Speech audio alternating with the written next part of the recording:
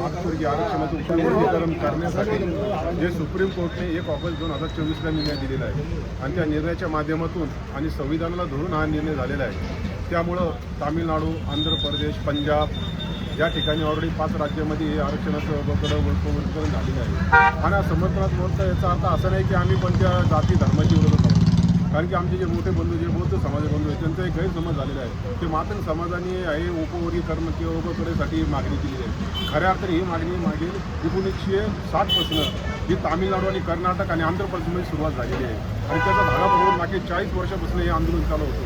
जे देशभरामध्ये हे आरक्षणाचं उपवर्गीकरण फक्त महाराष्ट्रातून होणार नाही, त्यासाठी आमचं हे उपवर्गीकरण लवकर व्हावं. आणि दुसरी महत्त्वाची गोष्ट म्हणलं म्हणजे 1950ला आम्हाला आरक्षणाच्या लागू झालं होतं. त्या माध्यमाला 13% आरक्षण हे 59 जातीला भेटलं होतं. परंतु 1950 ते 2026पर्यंत आमची लोकसंख्या ही 1.5-2 कोटीच्या आसपास गेली आहे.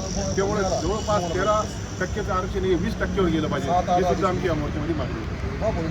काही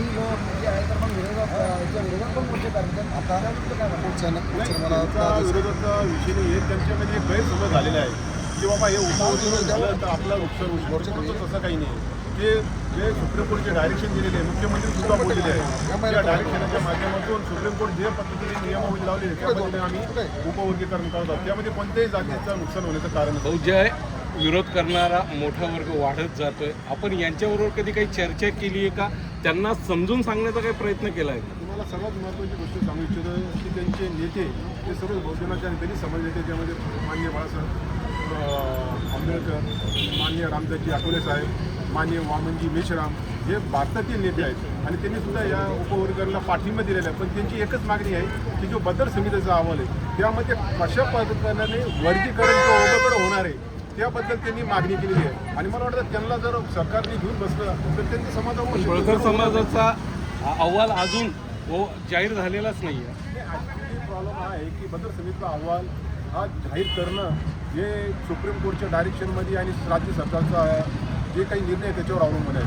बदर समितीचा अहवाल जाहीर करणं हे काही त्यांचे डायरेक्शन आहे सुप्रीम कोर्ट, त्यामुळे अहवाल जाहीर होत नसेल. पण तुम्हाला एक मुद्दामून सांगतो की बदरच्या अहवालामध्ये जो काही लोक म्हणतात की इम्पिरिकल डाटा नाही आहे, मी तुम्हाला 100% सांगतो की बदरच्या अहवालामध्ये मागील 1960पासून तर आत्तापर्यंत पूर्ण इम्पिरिकल डाटा त्याच्यामध्ये सामील झालेला आहे.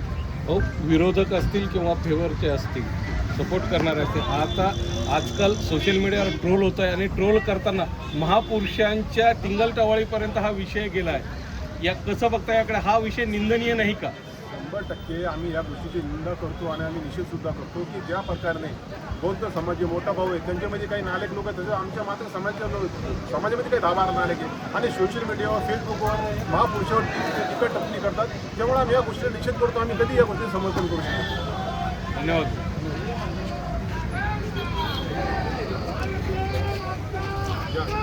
आपण बघितलं असेल